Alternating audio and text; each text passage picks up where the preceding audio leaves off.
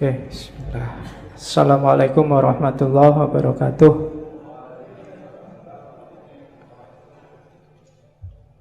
Bismillahirrahmanirrahim. Alhamdulillahirabbil alamin.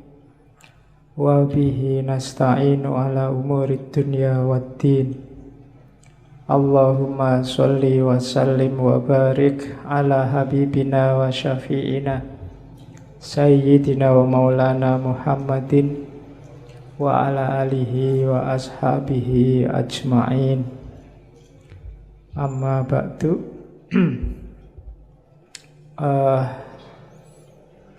Ngaji kita sudah diawali dengan 2 kali surat Fatihah. Kita genapkan 3 kali ya. Kita kirim lagi Fatihah untuk ayahnya saudara kita Mas Mas'ud. Mas'ud ini generasi paling awal dari ngaji filsafat, sampai hari ini paling setia. Oke, kita tambah sekali lagi Fatihah ya. Ala hadhihi niyah khususon ila abi akhina Mas'udi Rahman syai'ulillahi lahul Fatihah. A'udzubillahi minasyaitonirrajim. Bismillahirrahmanirrahim. Alhamdulillahirabbil alamin. Arrahmanirrahim. Maliki yaumiddin. Iyyaka na'budu wa iyyaka nasta'in. Ihdinas siratal mustaqim. Siratal ladzina an'amta 'alaihim ghairil maghdubi 'alaihim waladdallin. Amin. Oke. Semoga amal baik beliau diterima oleh Allah, salah dan khilafnya diampuni. Baik, sekarang kita lanjutkan ke ngaji filsafat kita. Malam hari ini kita awali sesi pra-Ramadan. Jadi 1 bulan ke depan targetnya ngaji kita menyiapkan mental kita memasuki bulan Ramadan. Temanya adalah ibadah. Bahasa Inggrisnya ibadah itu religious service. Saya tidak tahu orang Inggris menyebutnya religious service. Kalau prayer itu kita sholat artinya doa. Tapi kalau ibadah, untuk semua jenis ibadah mereka menyebutnya religious service. Itu kalau bahasa Indonesianya layanan keagamaan. Bukan kok servis mobil atau servis motor. Pokoknya itu isinya semua ibadah. Malam ini kita coba mengunjungi beliau.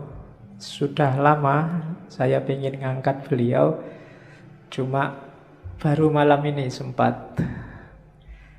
Syekh Abdul Qadir Jailani, sufi yang paling populer di Indonesia,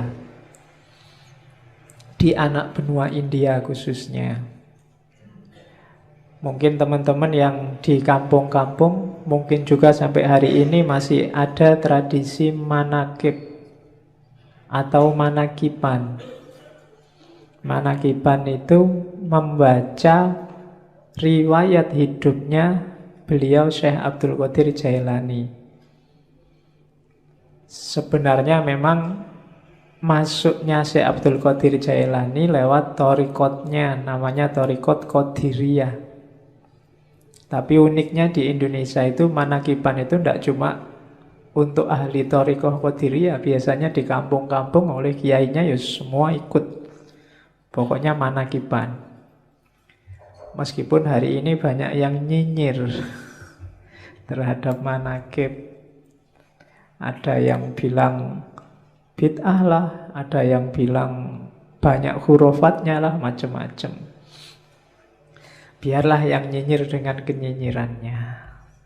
Kalau dibantah ya mudah gegeran. Manakib itu kan dari akar kata mangkobah. Mangkobah itu cerita tentang kebaikan atau kesolehan seseorang. Jadi manakib itu hanya untuk orang-orang baik. Tidak mungkin ada manakib Abu Jahal, itu tidak ada. Manakib Hitler itu tidak ada. Jadi manakib itu untuk orang-orang baik. Dibaca ya tidak apa-apa. Dari riwayat hidup mereka kita bisa mengambil banyak ibrah, banyak pelajaran.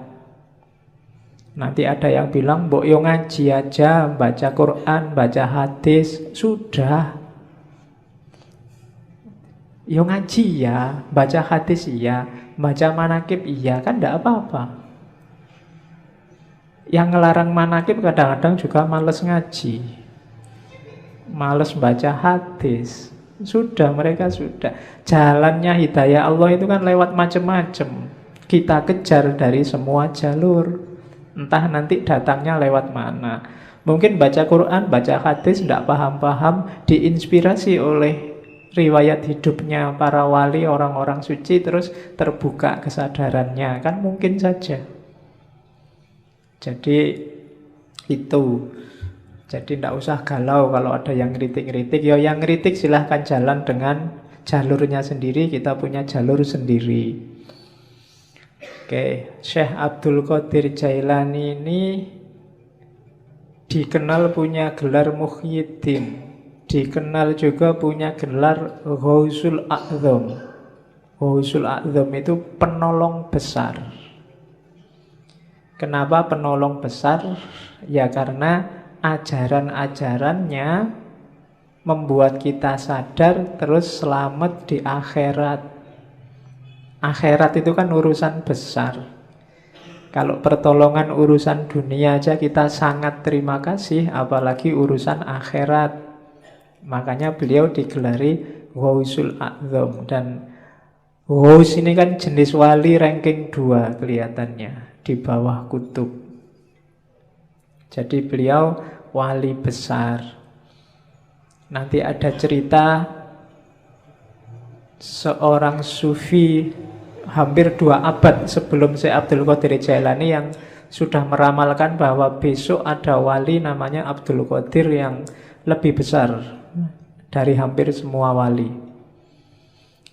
Wali ini namanya Junaid. Jadi Syekh Junaid ini satu ketika waktu pengajian kayak gini tiba-tiba ekstase terus teriak-teriak. Kakinya ada di pundakku. Kakinya ada di pundakku. Murid-muridnya heran, ini guruku ini piye to ngaji kok tiba-tiba ngomong kakinya di pundakku. Ternyata setelah ditanya, apa tuh guru maksudnya? Oh enggak, tadi aku dapat penglihatan bahwa besok akan ada wali besar namanya Abdul Qadir. Dan kakinya ada di atas pundak semua wali. Nah, itu ceritanya Junaid. Dan beliau Syekh Abdul Qadir Jailani ini masih kalau di Indonesia disebut Habib mungkin ya. Karena ayahnya keturunan Hasan, ibunya keturunan Husain. Jadi 2 jalur. Dia termasuk Hasaniyin dan Husainiyin. Oh itu wis berarti masuk Ahlul Bait. Ini Habibnya Habib berarti double. Ya, cuma tidak pakai gelar Habib ya, nggak pakai Habib Abdul Qadir, enggak. Dia pakai, orang menyebutnya Syekh. Syekh ini gelar universal. Di Arab semua orang tua juga akan dipanggil Syekh. Jadi tidak pamer kehabibannya, tapi aslinya sudah Habib. Sejak kecil dia dikenal sudah anak soleh. Tidak ada fase nakalnya. Jadi sudah baik sejak kecil. Kan ada cerita sangat terkenal waktu dia masih sangat muda, umur belasan tahun, pingin nyari ilmu ke Baghdad. Ibunya yang janda saat itu susah melepas anak ini masih sangat kecil. Akhirnya terpaksa dititipkan kafilah. Dikasih sangu uang 80 keping uang, ditaruh, dijahit di bajunya. Pesannya ibunya, sudahlah kamu berangkatlah cari ilmu, syaratnya 1, jangan bohong. pada siapapun tentang apapun. Dan di tengah jalan ternyata dirampok kafilah ini. Semua barang-barangnya diambil. Tidak ada yang nganggep si Abdul Qadir ini. Sampai kemudian ada perampok yang tanya, kamu punya harta apa? Masih kecil. Abdul Qadir bilang, saya tidak bawa apa-apa, cuma tadi dititipin ibu di bawah baju ini dijahit. Jadi perampoknya heran, kok kamu diem aja, kita juga tidak percaya kalau kamu punya barang, kok malah kamu cerita. Katanya Syekh Abdul Qadir Jailani muda, loh ibu saya pesennya nggak boleh bohong. Dan gara-gara ini kabarnya terus perampokannya nggak jadi, perampoknya tobat. Iya.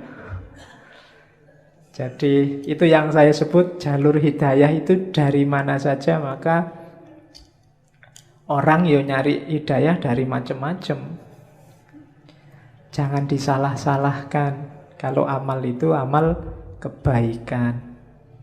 Loh kan amal kebaikan yang lain banyak. Lah iya jalurnya banyak. Ya yang lain juga dilakukan macam-macam. Nanti dari salah satunya mungkin akan datang hidayahnya Allah. Nanti Syekh Abdul Qadir ini ada cerita waktu di Baghdad pingin daftar ke universitasnya Ghazali, Madrasah Nizamiyah, tapi nggak diterima. Ya mungkin ya kayak kalian mungkin ngelamar di kampus mana, UGM apa mana, terus ditolak. Nggak apa-apa, nggak usah galau. Syekh Abdul Qadir Jailani juga nggak diterima kok awalnya. Dari situ terus dia nyari guru-guru yang lain. Banyak gurunya, orang-orang suci, orang-orang terkenal. Termasuk yang paling dekat ada syekh namanya Syekh Hamad. Syekh Hamad ini penjual sirup di pasar, tapi termasuk seorang wali besar. Dan nanti dari banyak wali inilah, dari banyak ulama, Syekh Abdul Qadir Jailani belajar. Awalnya sebenarnya dikenal juga sebagai ahli fikih, fuqaha. Tapi kemudian mengembangkan ilmunya dan masuk ke dunia tasawuf. Sampai kemudian dikenal sebagai guru besar. Ceritanya satu ketika, sebenarnya dia tidak pingin ceramah-ceramah, ngajar-ngajar itu. Tapi ceritanya Syekh Abdul Qadir sendiri, tiba-tiba ada dorongan kuat sekali dari dirinya untuk ngomong. Akhirnya kalau hari ini kultum lah dia dengan audien paling ya orang sekitarnya, termasuk yang ada di masjid. Begitu dia ngomong ceramah, banyak orang yang terpengaruh. Besoknya masjidnya penuh. Besoknya lagi luber sampai halaman. Besoknya lagi sampai sealun-alun kota. Besoknya lagi orang satu kota. Sampai ceritanya si Abdul Qadir kalau ceramah biar kelihatan naik ke menaranya masjid. Jadi ya karena audiennya orang Baghdad, orang soleh-soleh. Kalau di Indonesia ya susah. Kamu ceramah sampai capek ya yang datang ya paling berapa. Zaman itu. Dan beliau dikenal kemudian sebagai wali besar dengan segala cerita. Kalau di kitab-kitab manaqib itu kan banyak cerita-cerita karomahnya. Itu yang sering dikritik oleh orang yang tidak suka manaqib. Di situ banyak cerita yang tidak masuk akal. Ya jawabannya gampang lah, namanya aja karomah. Definisinya yang khawarikul adat mesti. Ya pasti tidak masuk akal. Kalau masuk akal namanya bukan karomah. Kalau ndak aneh, ya namanya bukan karomah. Itu kan sebagai bukti antara lain untuk menguatkan kewaliannya. Sama kayak Nabi dengan mukjizat. Mukjizat ya pasti nggak masuk akal. Untuk Nabi namanya mukjizat, untuk wali namanya karomah. Jadi kalau ada orang mengkritik, di situ banyak peristiwa yang ndak masuk akal. Lah iya, makanya namanya karomah. Kalau masuk akal namanya peristiwa biasa.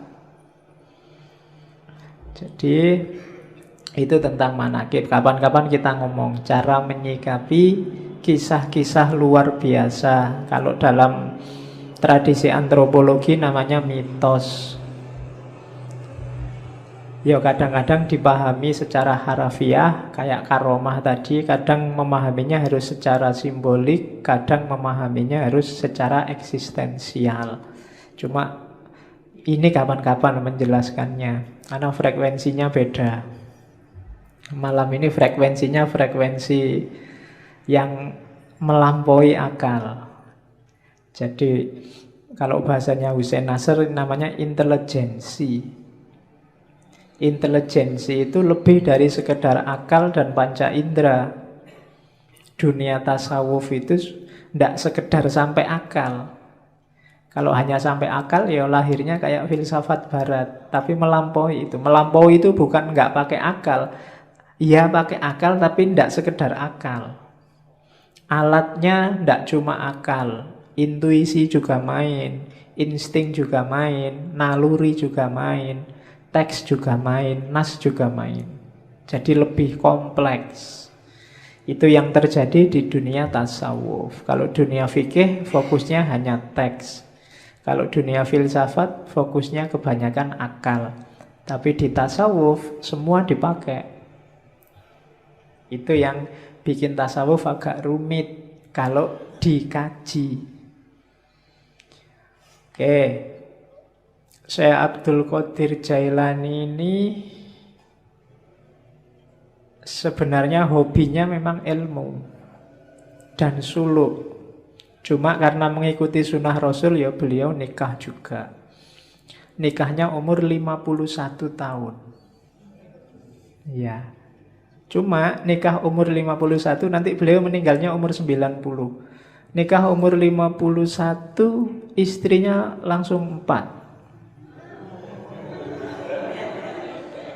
Iyalah, lo kan levelnya wali mesti banyak yang mau lah.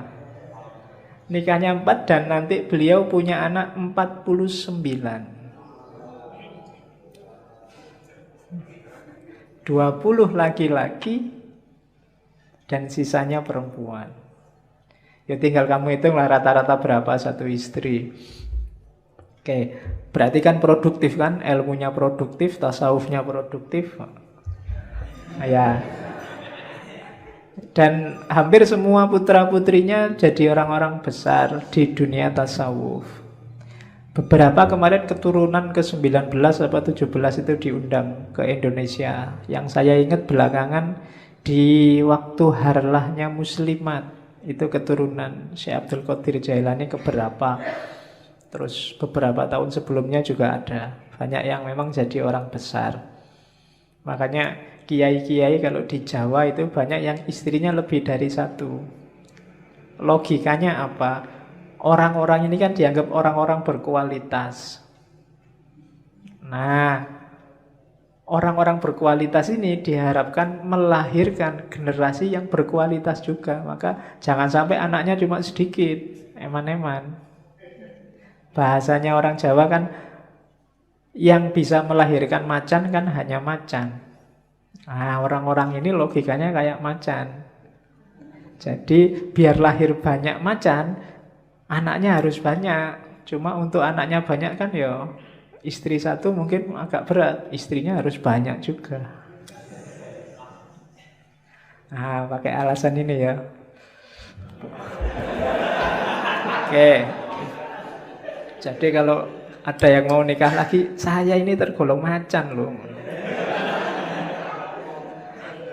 Iya, macan ompong. Oke. Jadi itu Syekh Abdul Qadir Jailani. Kitab-kitabnya yang paling terkenal 3, belum termasuk Sirrul Asror. Yang pertama Hunyah. Hunyah itu judul lengkapnya mungkin Al-Hunyatu fi Talibi Thoriqil Haqqi apa saya lupa. Tapi terkenalnya memang kitab Hunyah.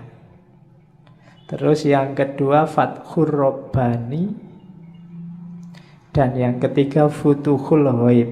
Dan beberapa kitab-kitab kecil, risalah-risalah termasuk Sirrul Asror. Sirrul Asror ini tipis kitabnya, bisa di-download langsung. Yang bahasa Arab, terjemahnya juga bisa di-download langsung. Tapi saya sangat rekomendasi jangan pakai terjemahan. Terjemahan saya lihat online itu ada beberapa kelihatannya pakai bahasa Melayu, Malaysia. Bukan urusan bahasanya, cuma urutan apanya ya, cara menerjemahkannya agak bulat, susah dipahami. Mending langsung bahasa Arabnya bagi yang ngerti bahasa Arab. Atau yang pingin terjemahannya, beli terjemahan yang resmi. Biasanya yang dicetak jadi buku dan dijual bebas itu lebih tertib. Karena banyak yang menerjemahkan sendiri, tidak karu-karuan terus diupload. Kalau pengen ngerti aslinya ya memang dari Arabnya.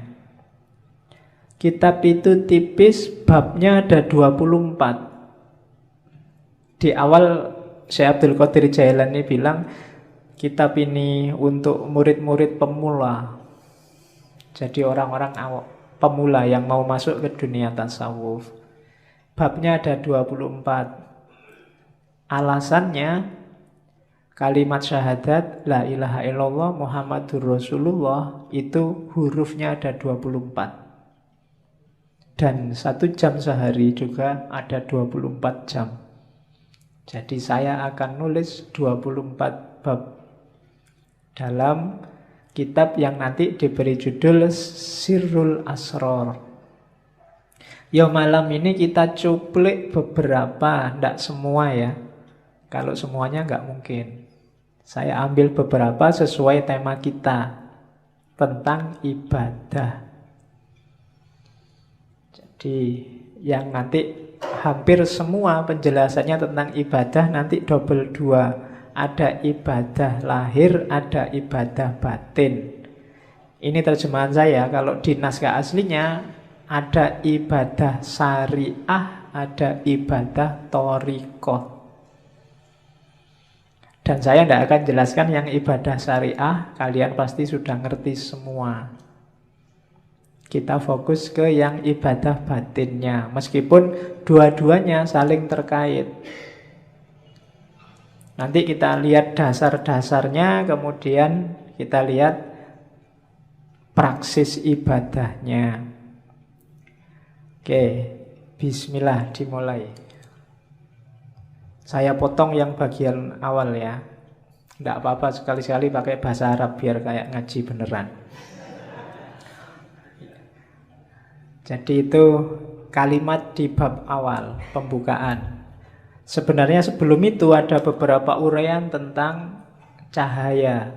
Bahwa segalanya memang awalnya adalah cahaya. Nanti ada penjelasan tentang Nur Muhammad, kedudukan ilmu dan lain sebagainya. Cuma saya loncati biar tidak terlalu panjang dan kelihatannya di beberapa bagian perlu penjelasan khusus.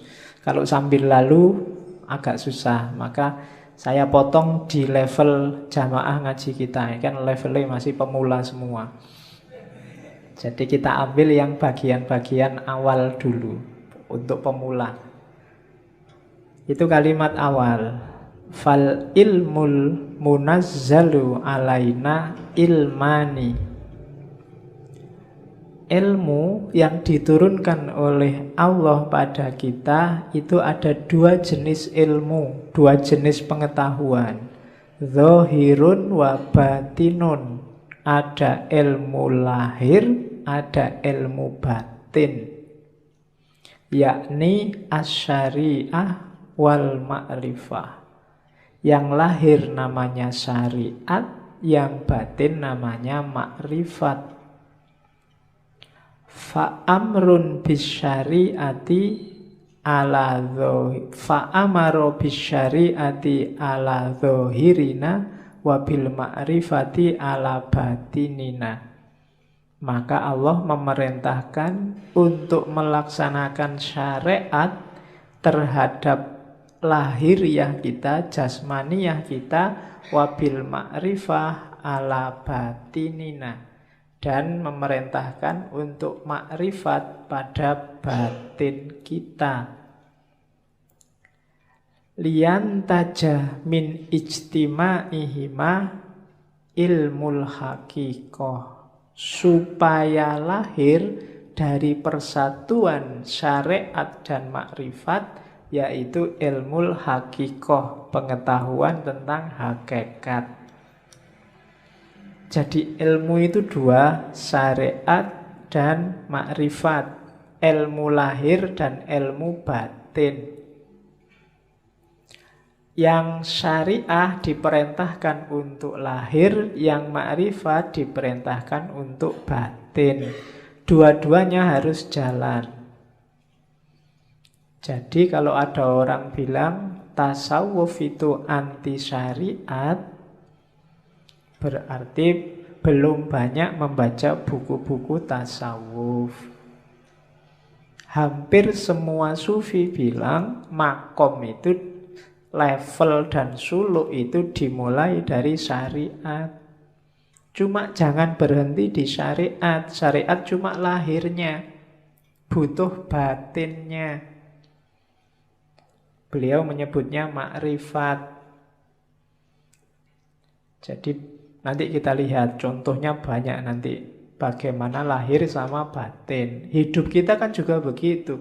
Lahirnya ini ngaji. Cuma kalau batinnya nggak beres, ngajimu nggak ada nilainya. Ngaji cuma pingin nonton santri yang putri-putri misalnya. Nah, itu kan nggak dapat apa-apa. Mumpung kelihatannya sekarang banyak putrinya berangkat. Itu beda kan, hasilnya beda. Kalau batinnya nggak beres, lahirnya juga nggak bernilai. Tiap hari apel nganter, tapi di dalamnya nggak ada rasa apa-apa. Itu kan nggak ada nilainya nganternya sama apelnya. Nggak ada senengnya itu.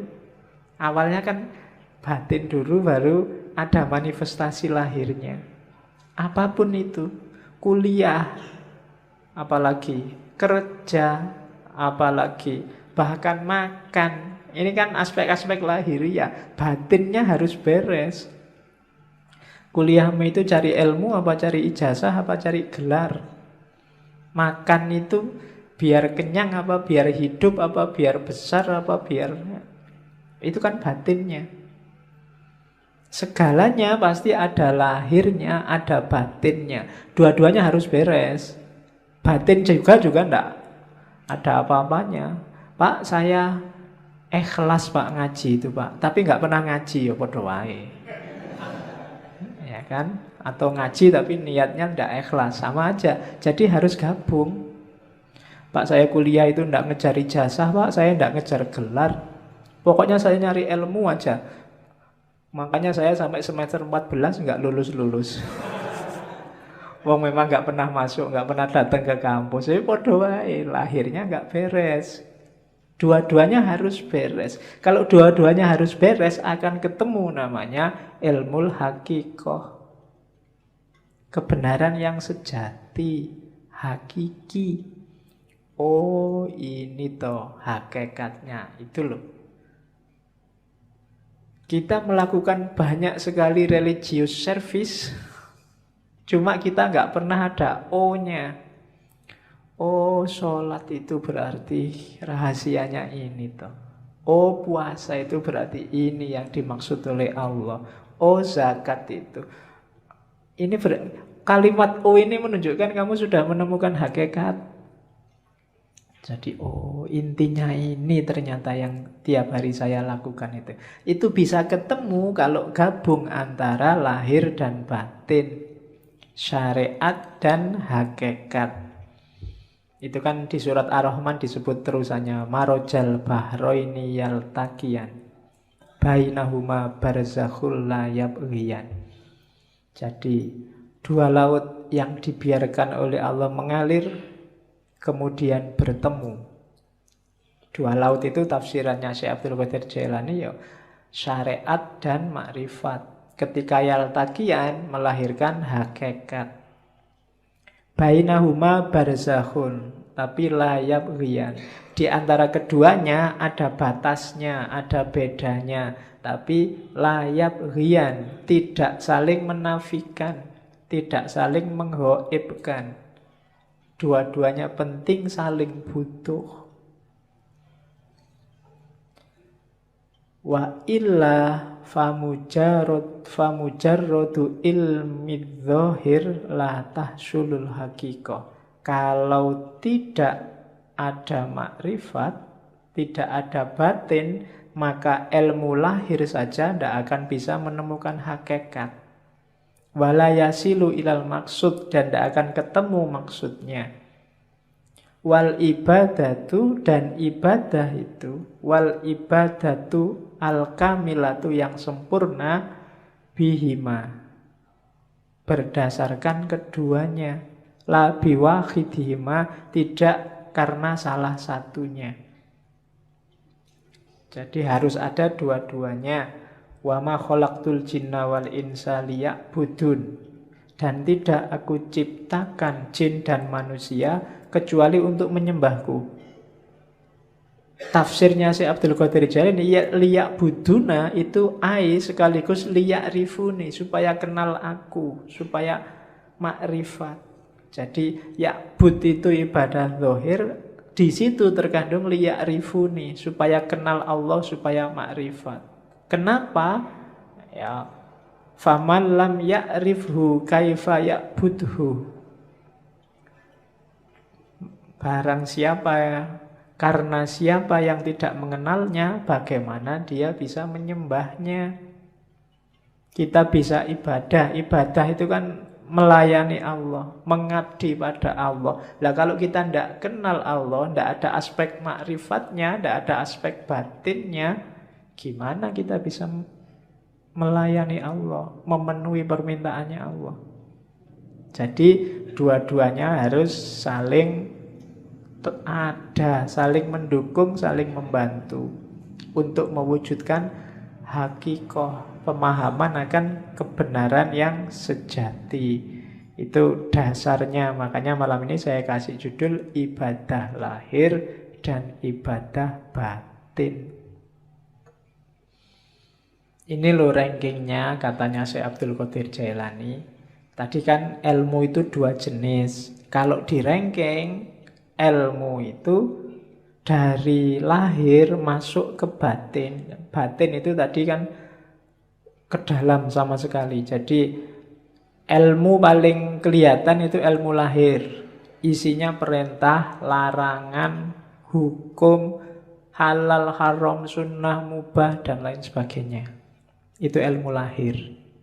Boleh ngerokok apa enggak boleh, boleh apalagi. Itu kan hukum semua. Facebook itu haram apa halal, WA itu haram apa halal, kan gitu.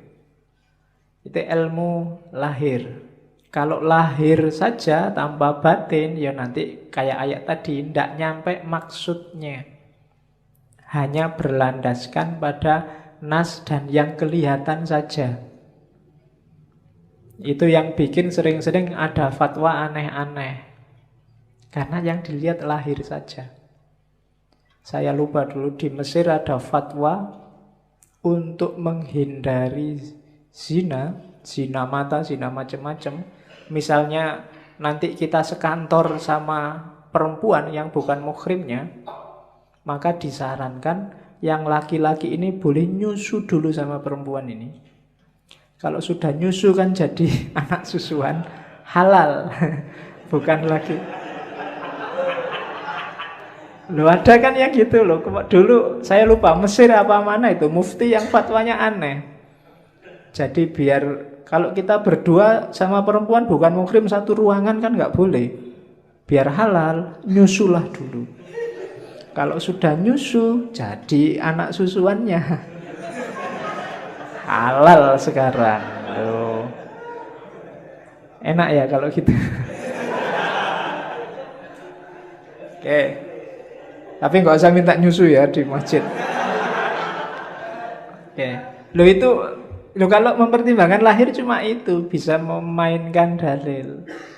Untuk tidak begitu ya masuklah ke level yang lebih dalam, ilmu batin. Ilmu batin level paling bawah, level paling dangkal itu batinnya syariat, namanya thariqah. Di dalam thariqah ada yang lebih dalam, namanya makrifat. Di dalam makrifat ada yang lebih dalam, yaitu hakikat. Itu yang katanya Syekh Abdul Qadir Jailani, batinul bawatin. Batinnya batin. Jadi lapisan paling luar syariat. Lapisan di dalamnya thariqah. Di dalam thariqah ada makrifat. Di dalam makrifat ada hakikat. Jadi syariat itu perintah lahiriahnya.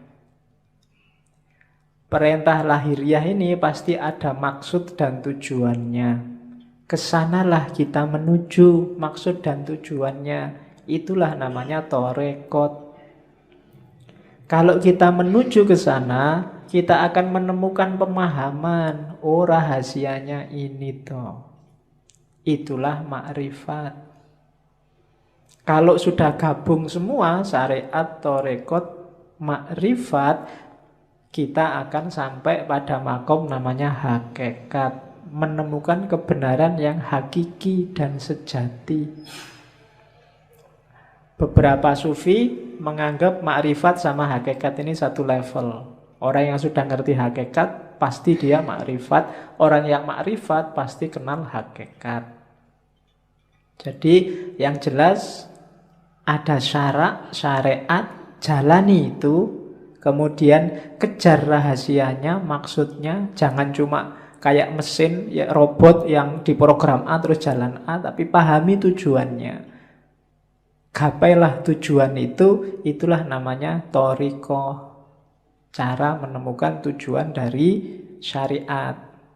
Kalau sudah serius menjalani syariat melalui thariqat, orang akan memahami rahasia-rahasianya, itulah makrifat. Dan kalau sudah makrifat berarti dia sudah paham hakikat, kebenaran yang sejati. Itulah ilmu. Ilmu apapun sebenarnya levelnya ke situ, karena semua ilmu muaranya akhirnya harus pada Allah.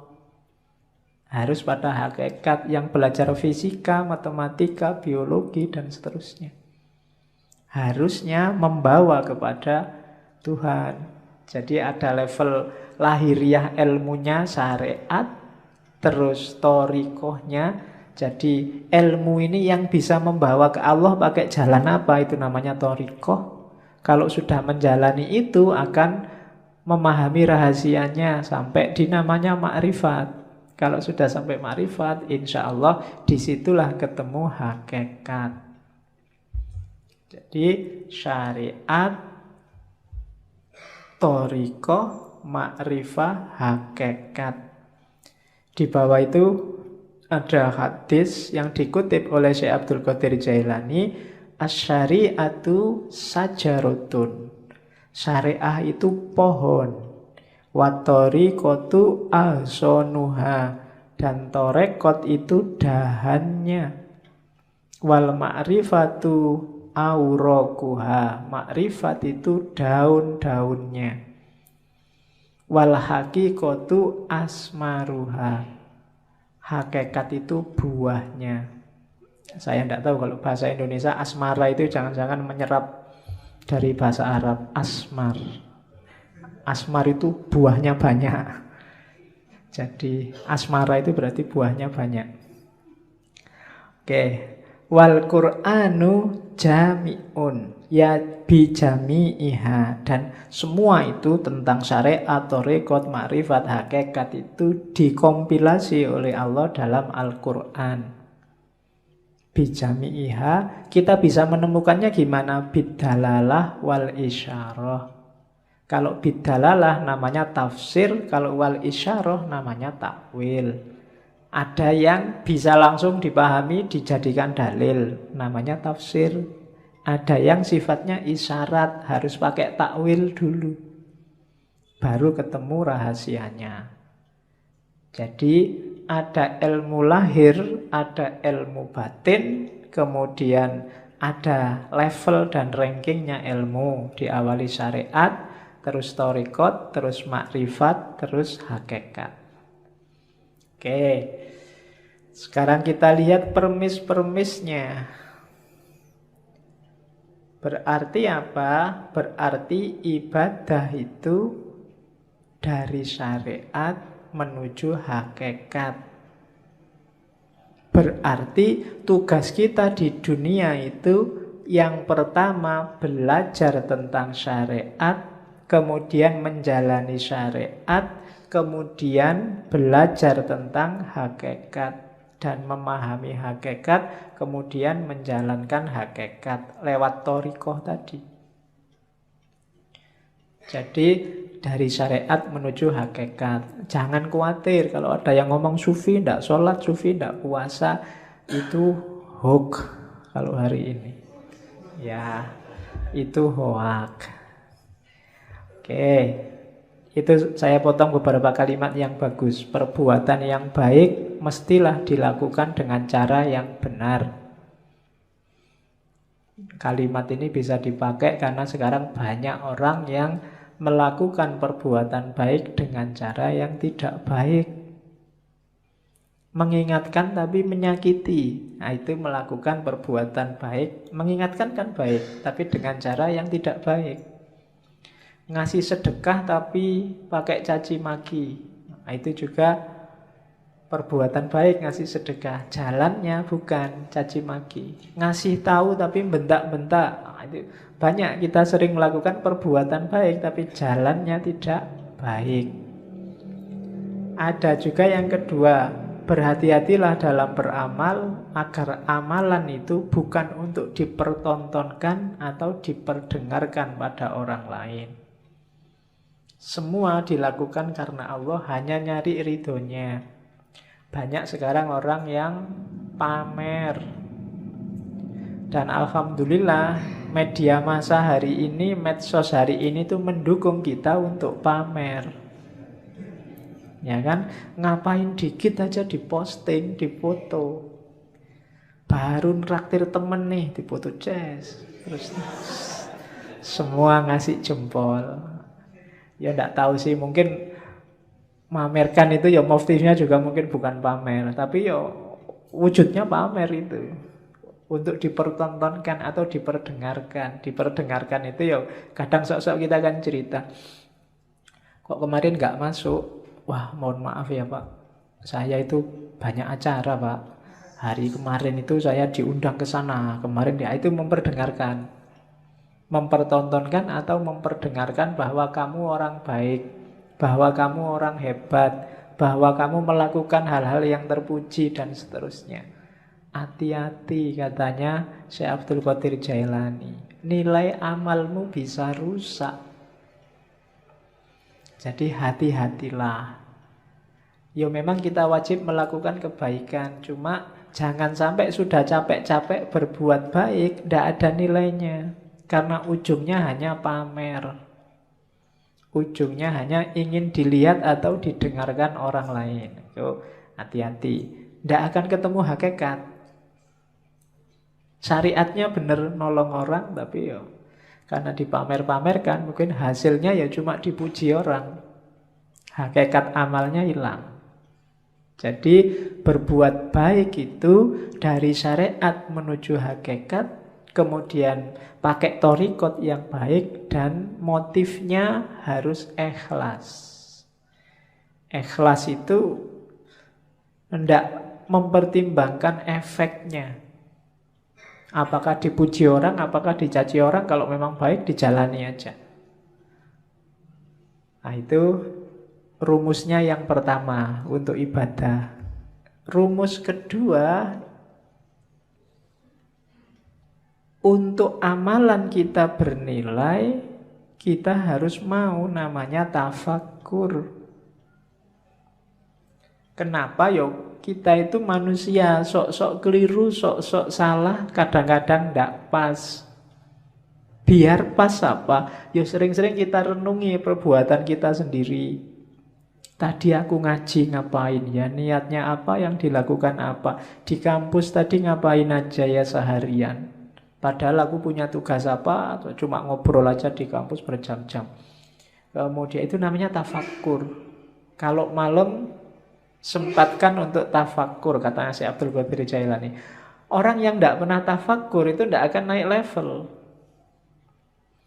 Kamu diceramai tiap hari, itu tidak ada gunanya kalau isinya ceramah tidak nyambung sama hidupmu sehari-hari. Untuk bisa nyambung apa? Tafakkur. Tafakkur itu kayak sistem itu mencocokkan kompatibilitasnya biar nyambung. Untuk hidupmu, misalnya tadi nasihatnya Syekh Abdul Qadir Jailani, jangan amal untuk pamer. Itu kan kamu nyocokkan sama hidupmu. Kira-kira selama ini aku pernah pamer enggak ya? Pamer di mana ya? Motifnya memang pamer atau sebenarnya itu bukan pamer? Itu cuma tahadus bin nikmah. Wah, misalnya kamu kan sering begitu. Menceritakan kenikmatan, atau itu cuma alibi aja, janjinya ya pamer. Atau loh, itu namanya tafakkur. Kamu mikir dirimu sendiri, peduli amat orang komentar apa, tapi sebenarnya itu. Nah, itu tafakkur namanya. Dan orang berilmu yang suka tafakkur ini kan nilainya di banyak hadis disebut lebih tinggi daripada ibadah. Di situ kalau di Syekh Abdul Qadir Jailani ada 3 jenis tafakkur. Yang pertama apa? Merenungi sesuatu dan mencari sebabnya, mencari bagian-bagiannya sampai kemudian ketemu Allah. Aku bisa begini itu karena siapa ya? Ada peristiwa itu ditelusuri asal usulnya. Ya sih, semuanya memang skenarionya Allah. Tafakkur yang semacam ini kayak ibadah 1 tahun, katanya Syekh Abdul Qadir Jailani. Yang kedua, merenungi perbuatannya, terus mencari akarnya. Dayaku dari mana, apa saja yang aku lakukan, cocok apa enggak sama kehendaknya Allah, dan seterusnya. Nah, merenung semacam ini nilainya lebih dari 70 tahun ibadah. Padahal umur kita berapa tahun? Paling 70 tahun pas, itu kayak seumur hidup ibadah terus. Yang ketiga, merenungi hikmah kebijaksanaan ilahi dalam segala hal, bahwa apapun yang ditetapkan oleh Allah, di situ ada ilmu, ada pelajaran, ada kebaikan. Jadi renungi segala peristiwa dan temukan hikmahnya. Ini bernilai lebih dari 1000 tahun ibadah. Cuma ya jangan dihitung besarannya ya, karena kamu itu sering pakai kalkulator. Iya, wah sudah 70 tahun ibadah toh Pak. Santai Pak, berarti aku bisa ngapain aja sekarang. Kan aku sudah tafakur, kan mesti gitu. Itu sebenarnya itu simbolik, isyarat dari Syekh Abdul Qadir Jailani bahwa itu loh besarnya pahala orang tafakur. Ada yang biasa, ada yang super, ada yang istimewa kayak martabak itu. Jadi ada yang level biasa pahalanya 70, ada yang pahalanya 1 tahun, ada yang pahalanya 100 dan 1000, malahan itu 1000 tahun loh. Itu tafakkur, maksudnya keutamaannya. Jangan dihitung matematikanya. Itu nanti jangan-jangan kamu korupsi, Pak. Saya korupsi 1 juta. Yang 1 juta ini tak sodakohkan 100.000. Kan nanti dapat pahala 70.000 lipat. 70.000 kali 100.000, nah, hasilnya kan lumayan 70 juta. Dosanya sama pahalanya kan nanti menang pahalanya Pak. Berarti impas kita Pak kan. Ya. Itu namanya matematika. Itu yang bikin kadang-kadang para koruptor itu habis korupsi terus umroh. Ya kan? Sebelum korupsi umroh, setelah korupsi umroh. Kenapa? Karena perbuatan di antara 2 umroh ini diampuni 100%. Ya itu kamu sedang main matematika sama Gusti Allah. Emangnya Gusti Allah ndeso, ndak ngerti kalau mbok abusi. Jadi itu tafakur dasarnya. Jadi ibadah, ya kamu jangan, Pak saya sudah bisa sholat kok Pak. Enggak, harus tafakur lagi. Sholatku sudah benar apa enggak. Kualitas sholatku zaman aliyah sama sekarang kira-kira semakin naik apa semakin drastis turunnya. Nah itu kan tafakur yang bisa.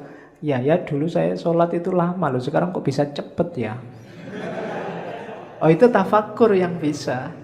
Kamu mikir, ini gara-gara aku semakin pinter, apa gara-gara cepet itu waktuku mepet, sibuk terus, apa gara-gara itu tafakur. Kadang-kadang kan memang semakin pinter orang, sholatnya semakin cepet.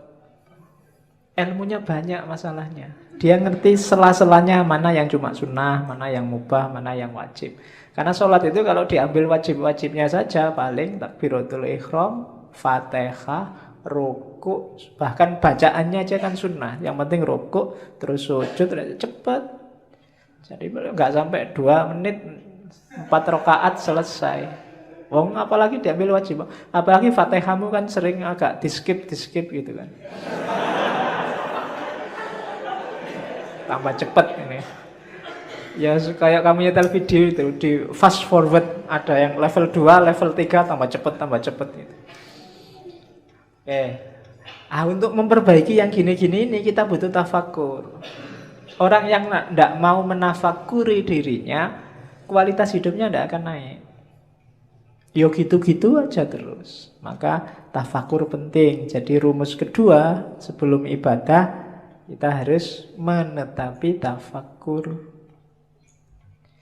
Yang ketiga, fokusnya ibadah apa? Cinta ilahiyah. Cuma sebanyak apapun ibadah, kalau nggak sampai di terminal yang namanya cinta ilahi, itu biasanya cuma dapat capeknya.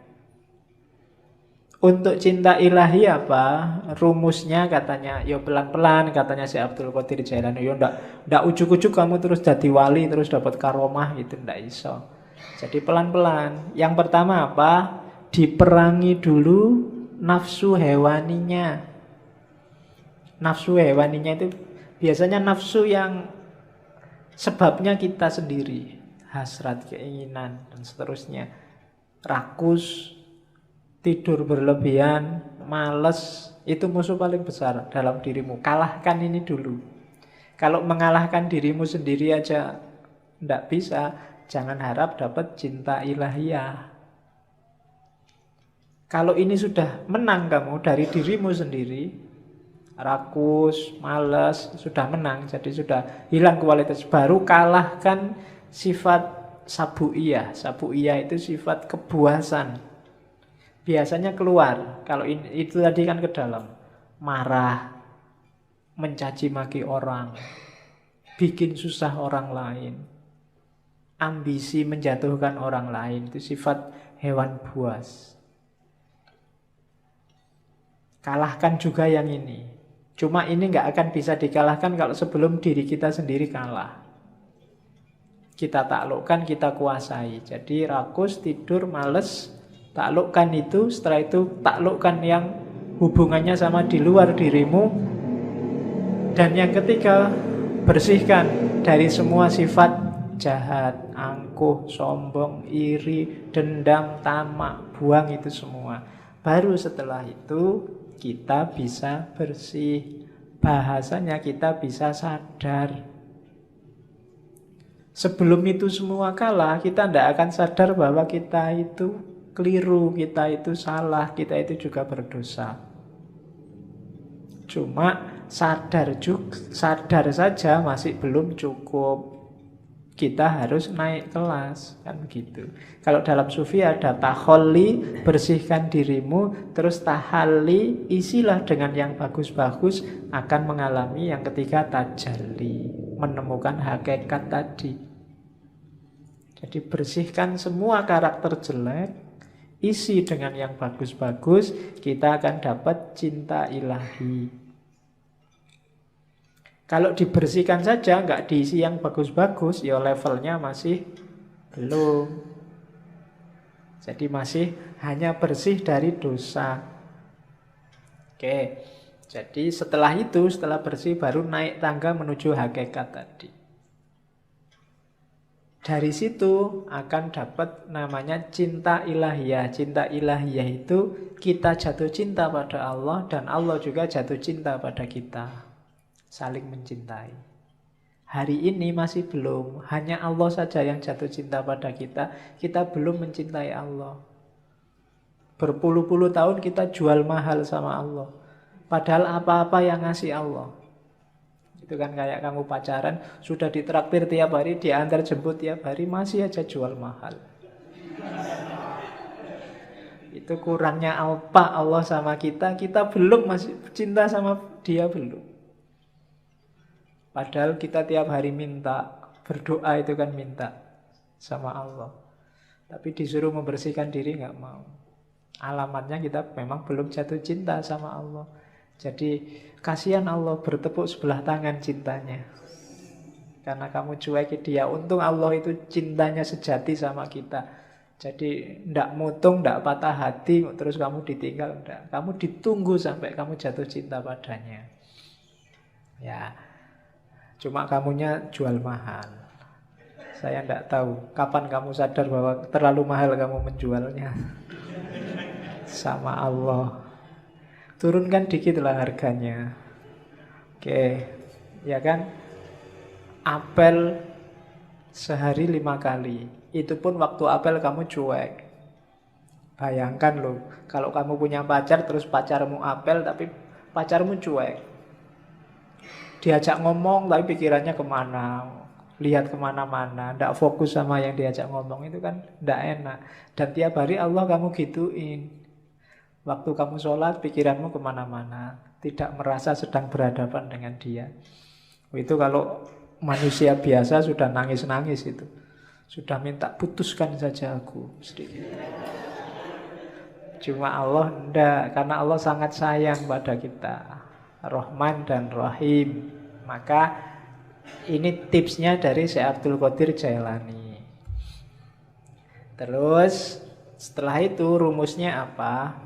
Untuk ibadah wujudkan tasawuf. Untuk menggarap batinnya. Ini juga ada di Sirul Asror. Tasawuf itu apa? Tasawuf itu kan dari 4 huruf. Ta, sod, wawu, sama fa. Taknya itu taubat, perbaikan diri di level apapun, awalnya harus taubat. Taubat itu menyesali kesalahan yang lama, kemudian membangun diri dengan perbuatan-perbuatan yang baik. Itu taubat, harus taubat dulu. Kalau merasa benar terus, orang yang selalu merasa benar itu biasanya berat kalau disuruh taubat. Dia merasa sudah full, wis apik, wis bener, ndak mungkin salah aku. Berarti wong sudah merasa paling benar, ya ndak mungkin taubat sudah.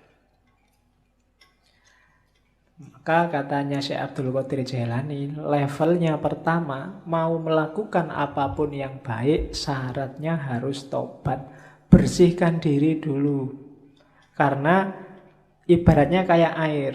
Kalau campur sama kotor, hasilnya mesti kotor. Entah airnya dulu apa kotorannya dulu. Seperti apapun situasinya, maka harus bersih. Air kotor diisi apapun, ya statusnya tetap kotor. Dia harus dibersihkan dulu. Maka taubat yang pertama-tama. Setelah itu sofa. Sofa itu kesucian, ketentraman, kebahagiaan. Syaratnya untuk sofa, syaratnya untuk suci adalah, untuk tenang adalah, untuk tentram adalah bebas dari keterikatan dunia. Yang bikin kamu hari ini cemas, sumpek, galau, ndak konsentrasi, ndak bisa jatuh cinta sama Allah, hidupmu ndak jelas ke utara ke selatan, pasti urusan dunia. Begitu dunia kamu letakkan di ranking bawah, hidupmu mungkin lebih santai, lebih tentram, lebih tenang. Cuma kenapa kok kamu gampang galau, gampang cemas hari ini? Kemungkinan besar dunia levelnya atas dalam hidupmu. Jadi yang kedua, sofa. Yang ketiga, kalau sudah taubat dan suci, sudah nggak terikat lagi oleh dunia, masuklah ke huruf wawu, walayah, kewalian. Walayah itu berarti orang yang 100% hidupnya berhubungan dengan Allah, mencintai dan dicintai Allah. Di antara cirinya, kayak istilah dalam Al-Quran itu, la khaufun alaihim walahum yahzanun. Tidak ada rasa takut, tidak ada rasa sedih. Siapapun yang ngaku wali, kok masih sering takut? Takut miskin, takut kalah, takut jatuh, takut macam-macam, berarti dia bukan wali. Wali itu tidak takut apapun. Wong cuma dunia aja kok. Kalah tidak masalah, menang juga tidak kaget. Dia tidak takut apapun. Sukses alhamdulillah, tidak sukses biasa. Nah, itu berarti stabil. Itu wali, walaya. Apalagi sedih, tidak ada yang bikin dia sedih. Segalanya sudah skenario dari Allah. Itu berarti orang yang semacam ini sudah memasuki walaya. Kalau sudah tobat, sofa, walaya, terakhir dia masuk ke fana. Fana itu, kalau tadi kan dunia nggak dianggap penting. Ketika masuk fana, bahkan dirinya sendiri juga nggak penting. Yang penting hanya Allah. Kalau ngomong itu representasi dari keinginan Allah. Kalau melakukan sesuatu itu bukan keinginannya, bukan keinginanku, tapi keinginan Allah. Meninggalkan sesuatu bukan mauku, tapi maunya Allah. Itu berarti orang sudah fana. Egonya sudah dibakar habis. Hanya Allah yang jadi fokusnya. Jadi siapapun yang cita-citanya jadi sufi, paling tidak ikuti huruf-huruf tasawuf. Tak, sod, wawu, dan fa. Taubat, sofa, suci, kemudian walayah, wilayah, masuklah dalam perlindungan Allah, wilayah, dan fana. Nah itu ibadah harus membawa ke sini. Ibadah itu diawali dari taubat, dalam pelaksanaannya harus tenang, tentram, sofa, suci, tanpa motif apapun, lillahi ta'ala, nggak ada dunia yang ikut. Kemudian yang ketiga, wilayah, pasrah 100% pada Allah, baru mencapai fana. Itu batinnya ibadah harus ada ini. Jadi setelah tadi menuju cinta ilahi, selanjutnya mewujudkan tasawuf. Kemudian ibadah juga penting untuk menemukan cahaya. Tadi saya bilang di awal-awal banyak dibahas tentang cahaya Nur Muhammad, hakikat Muhammadiyah.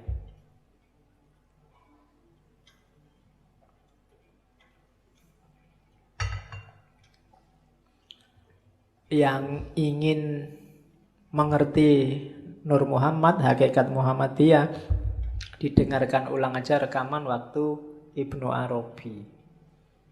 Di semua sesinya, di ngaji sebelumnya banyak sudah ngomong itu.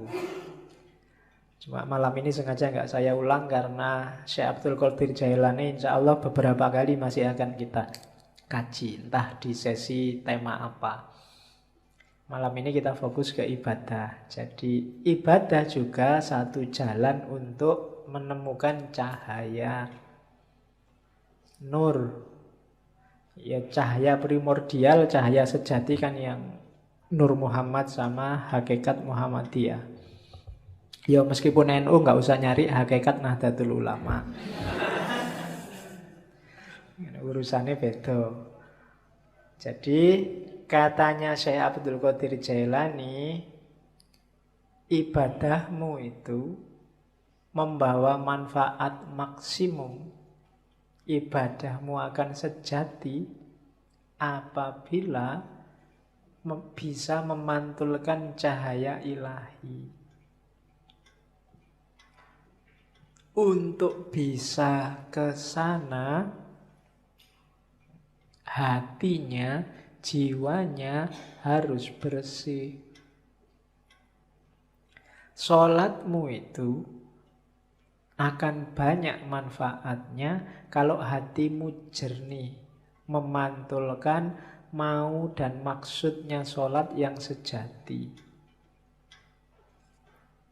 Kenapa selama ini ibadah kita rasanya kok formalitas, tidak ngefek sama sekali dengan kehidupan kita, karena kita ada dalam kegelapan. Orang yang gelap itu kan tidak kelihatan apa-apa. Sejatinya yang dia lakukan dia tidak paham, hakikat yang dia pahami, yang dia jalani juga dia tidak ngerti. Kenapa begitu? Karena hatinya gelap. Akalnya mungkin masih jalan, masih cerdas, bisa ngeritik sana, ngeritik sini, bisa ngomongnya kelas tinggi, tapi hidupnya sehari-hari tidak mencerminkan yang diomongkan. Tidak mencerminkan yang diceramahkan kemana-mana. Kenapa begitu? Ya kalimatnya hanya berhenti di mulut. Hidupnya sendiri bukan cerminan itu. Kenapa kok hidupnya tidak jadi cerminan? Karena hatinya gelap. Menangkapnya pakai akal dia canggih, tapi menangkap pakai hati tidak bisa. Kenapa? Hatinya gelap. Nah, maka di antara syaratnya ibadah, biar maksimum manfaatnya, singkaplah kegelapan hati. Bersihkan hatimu. Kalau katanya Ghazali, kotorannya hati itu kayak satu titik kotor di kaca. Kalau masih awal-awal, segera kamu bersihkan, mudah. Tapi kalau kamu biarkan lama, apalagi terus ditambah kotoran lagi, tambah kotoran lagi, lama-lama gelap dan membersihkannya susah. Akhirnya yang gelap pun kamu anggap terang, karena kamu nggak pernah ngerti terang.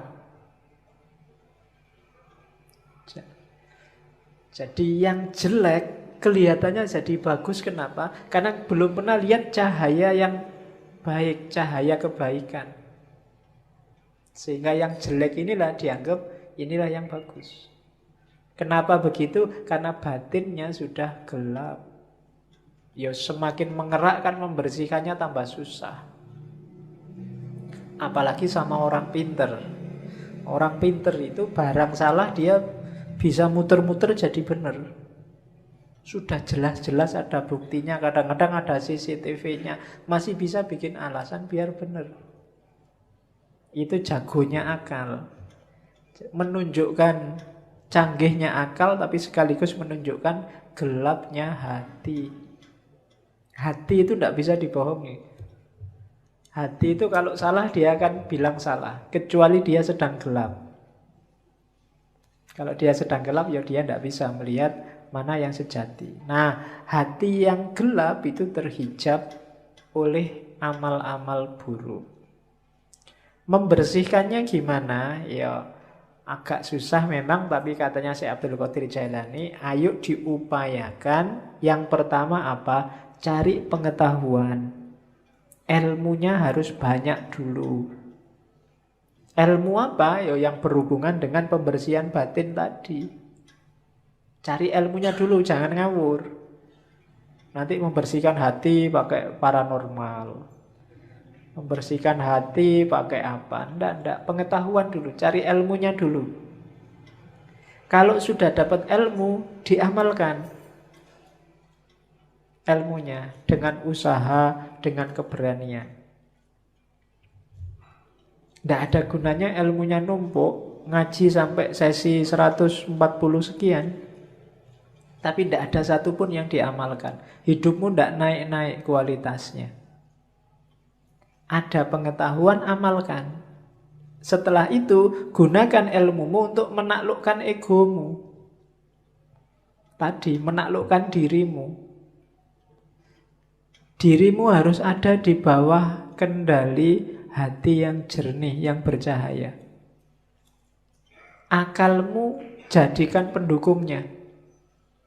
Akal ini bisa dibawa ke utara, bisa dibawa ke selatan. Akal ini pasukan yang paling kuat. Kalau kamu pakai mendukung kebaikan, ya dia kuat. Kamu pakai mendukung kejahatan, dia kuat juga. Anggota DPR itu orang pinter-pinter semua. Dan akalnya bisa kompak untuk mendukung sesuatu yang jadi ya wis kelihatan keliru. Tapi bisa dibikin argumen macam-macam seolah-olah benar. Itu akal. Sebentar lagi mungkin perang Korea sama Amerika. Banyak yang tidak setuju perang. Antara yang setuju perang dan yang tidak setuju perang punya argumen semua, masuk akal semua. Itu akal. Kemarin waktu pilkada Jakarta, yang pro Ahok pakai akalnya juga, yang anti Ahok pakai akalnya juga. Itu akal. Maka akal itu tergantung dia dibawa kemana. Yang bisa menemukan yang sejati itu hati, kolbu. Cuma kolbu yang bisa menangkap cahaya. Karena dia tidak mencari keluar tapi memantulkan yang di dalam. Hanya saja syaratnya dia harus dalam kondisi jernih. Untuk menjernihkan prosesnya pengetahuan, kemudian diamalkan. Untuk selanjutnya kuasai dirimu biar nggak dikuasai oleh egomu. Nah ini rumusnya. Ini kalau diceramahkan gampang. Enteng dong, cuma ngomong aja kan enak. Menjalankannya yang berat. Dan gak usah dianggap saya ngomong kayak gini terus wah Pak Faiz berarti sudah gitu. Lambemu. Ya, yo kalau ngomong gini ini rumusnya kan tetap usikum wa nafsi. Yo ngandani diriku sendiri juga. Oke, kalau saya sudah bisa gini aku tadi wali, nggak mau ngaji di sini. Oke, terus kalau sudah jadi wali tema ngajinya nggak mungkin lagi ketemu Karl Marx, nggak mungkin lagi ketemu Nietzsche. Terus, nah godaannya sekarang. Ini yang paling menarik, godaan. Oke ya. Yang pertama, orang yang berilmu, bukan ilmu agama ya, ilmu lahir, itu biasanya godaannya adalah alam materi, dunia. Orang yang ilmunya level syariat, itu godaannya keduniaan biasanya. Istrinya nambah, atau kekayaannya double, atau ngaji pakai tarif, atau macam-macam. Ini godaannya orang berilmu yang ilmunya masih syariah. Syariah ilmu ya, bukan syariah fakultas. Jadi syariat ilmu lahiriah tadi itu biasanya digoda oleh materi. Kalau orang levelnya di atasnya dikit, menyebutnya ahlul hikmah, orang pinter, godaannya adalah alam malakut. Alam malakut ini alam rohani. Nikmatnya ilmu, nikmatnya yang gitu-gitu biasanya sering menjebak. Yang ruhaninya. Kalau orang setengah jalan sufi itu kan juga masuk orang bijaksana. Itu biasanya godaannya karomahnya. Bisa apa dikit sudah bangga, sudah sombong. Baru ngerti dikit, baru ngaji 1-2 kali ngerti apa-apa merasa wis pointer. Nah itu godaannya orang bijak. Jadi biasanya tergoda oleh alam malakut, dunia abstrak, dunia metafisik. Kalau ada orang lain, itu orang levelnya masih materi, ilmunya masih ilmu duniawi. Ilmuku loh ilmu akhirat. Ilmuku ilmu metafisik, filsafat kelas tinggi, dan seterusnya. Itu godaannya orang pinter. Godaannya ahli hakikat itu sifat-sifat ilahiyah. Membanggakan dirinya sendiri. Aku kok bisa kayak gini ya. Berarti ini rasanya ekstase itu. Orang lain belum ngalami, aku sudah ngalami. Itu godaannya sudah. Terjatuh dalam kesombongan, kebanggaan diri. Sama. Jatuhnya juga pada egonya. Jadi yang satu digoda oleh materi, yang satu digoda oleh metafisik, alam malakut, dan yang satu digoda oleh sifat-sifat ketuhanan. Sifat ilahi. Jadi orang baik terus kagum. Kok bisa ya aku sedermawan ini? Itu penyakit sudah. Nggak nyangka loh aku bisa sholat malam rutin sekarang. Kok bisa ya aku ikhlas gini, semua hartaku tak kasih, ada temenku tak kasih. Loh, itu penyakit. Itu godaannya para salik. Siapa saja yang merasa puas pada salah satunya, saat itu juga dia mandek. Mandek itu apa? Ya berhenti di situ dia. Yang syariah, orang berilmu berhenti di materi. Para pejalan kaki, para filosof ahli hikmah berhenti di alam malakut. Dan ahli hakikat yang sudah puncak berhenti di alam sifat-sifatnya ilahi. Semuanya belum nyampe. Berhenti di sana. Tidak bisa meneruskan langkah. Maka hati-hati dengan jebakan-jebakan ini. Kalau kita sedang di tengah jalan sekarang, hati-hati. Saya tidak tahu kita ada di level mana. Jangan-jangan level yang paling bawah juga belum. Godaannya lebih dahsyat lagi. Berilmu aja belum, itu sudah godaan macam-macam. Semuanya hampir jadi godaannya. Ya kan? Jadi hati-hati para pejalan, itu godaanmu. Kalau kamu tergoda, berarti kamu mandek. Tidak mendekat lagi sama Allah. Berhenti di situ. Baru melakukan suluk sebentar terus merasa, Allah itu selalu nolong aku. Ada apa-apa dikit, selamat aku. Ada polisi mau razia itu loh, selamat tak bacain sholawat aja, polisinya nggak lihat aku. Ya kan? Sering kan kayak gitu kamu. Itu godaan, itu jebakan. Biasanya orang yang sudah merasa, wah Allah itu berarti masih sayang padaku, jadi aku selamat terus, berarti dia mandek. Bandingkan dengan orang belum. Saya ragu-ragu ini, Allah sayang bener apa enggak ya padaku. Jangan-jangan aku selamat dari polisi ini ujian. Wong aku itu jelas-jelas salah loh.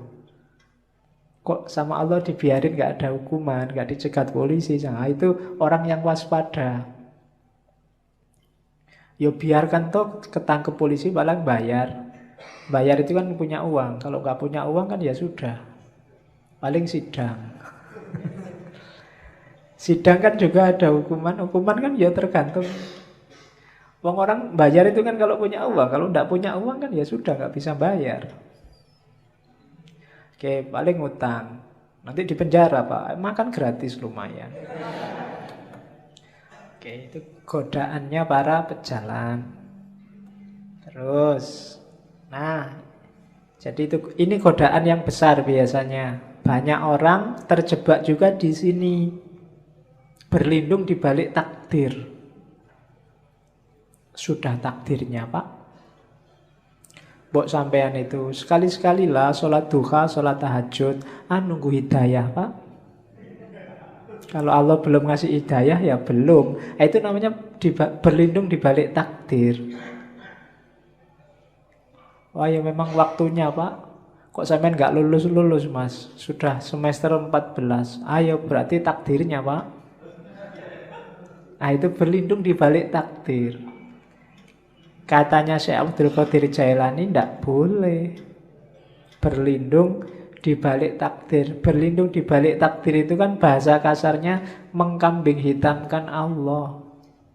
Seolah-olah Allah pingin kamu nggak lulus-lulus. Seolah-olah Allah pingin kamu males sholat. Seolah-olah Allah pingin kamu kacau hidupmu. Itu namanya berlindung di balik takdir. Sama-sama dapat takdir jelek, katanya Syekh Abdul Qadir Jailani. Coba lihat bedanya antara iblis sama Adam. Dua-duanya dapat takdir jelek. Yang satu dijadikan musuhnya manusia sampai hari kiamat, yang satu diturunkan derajatnya dari surga ke bumi. Kalau iblis, itu ceritanya Syekh Abdul Qadir Jailani. Waktu ditanya, kenapa sih kok nggak mau sujud pada Adam yang bikin Allah murka? Katanya iblis, itu kan takdirnya Allah. Kalau saya sujud juga nanti Adam nggak jadi turun ke muka bumi. Ceritanya beda nanti. Itu kan cuma drama misalnya. Nggak, jawaban ini nggak bikin Allah nggak berkenan. Beda sama Adam. Adam itu mungkin ya ngerti sudah skenario-nya, dia wong jadi makhluk jailun fil ardi khalifah, berarti besok mau ke bumi. Tapi kan pakai skenario makan buah kulti segala, bahwa Adam salah sehingga diturunkan derajatnya. Tiap hari yang dilakukan Adam kan terus nangis dan tobat. Sampai kabarnya sekian tahun baru diampuni oleh Allah. Itu kan doanya yang terkenal itu kan, Robbana dzolamna anfusana wa illam taghfir lana. Jadi ya Allah, aku menzolimi diriku sendiri. Jadi meskipun itu kan ya takdirnya Allah, tapi gara-gara aku tidak menuruti perintahmu, itu kan menzolimi diriku sendiri. Wa illam taghfir lana wa tarhamna lanakunanna minal khasirin. Kalau tidak engkau ampuni, tidak engkau rahmati, ya pasti aku rugi. Jadi kalau sama Adam, Allah jadinya sayang. Tapi kalau sama iblis, sama-sama skenario-nya Allah, Allah jadi murka. Iblis pakai alasan takdir. Maka jangan pakai alasan takdir. Jangan mengkambing hitamkan Allah. Wong padune kamu sendiri yang males. Padune kamu sendiri yang pengen seneng-seneng, tidak mau susah. Tapi terus alasannya takdir. Oke, ini juga jebakan bagi ahli ibadah. Terus baru masuk ibadahnya sekarang. Sudah panjang ya. Lah namanya sak kitab. Yang pertama syahadat. Syahadat itu ya kesaksian, diucapkan lewat mulut, diyakini lewat hati, dan diinternalisasi dalam kehidupan sehari-hari. Tidak boleh hanya mulut saja. Oh, saya sudah syahadat loh Pak. Tidak, bukan itu. Kalau ada orang diskusi, wah kamu sudah kafir, sekarang harus syahadat lagi. Itu syahadat mulut itu namanya. Kafirnya juga mungkin hanya kafir di mulut. Tidak hakiki. Syahadat yang hakiki itu apa? Kalau di Sirul Asror ada 12 kualitas diri yang harus dimasukkan dalam hidup kita paling tidak. Ada la ilaha illallah, ada Allah, ada Hu. Ini yang sering ditanyakan orang. Saya banyak ditanya tentang Hu ini.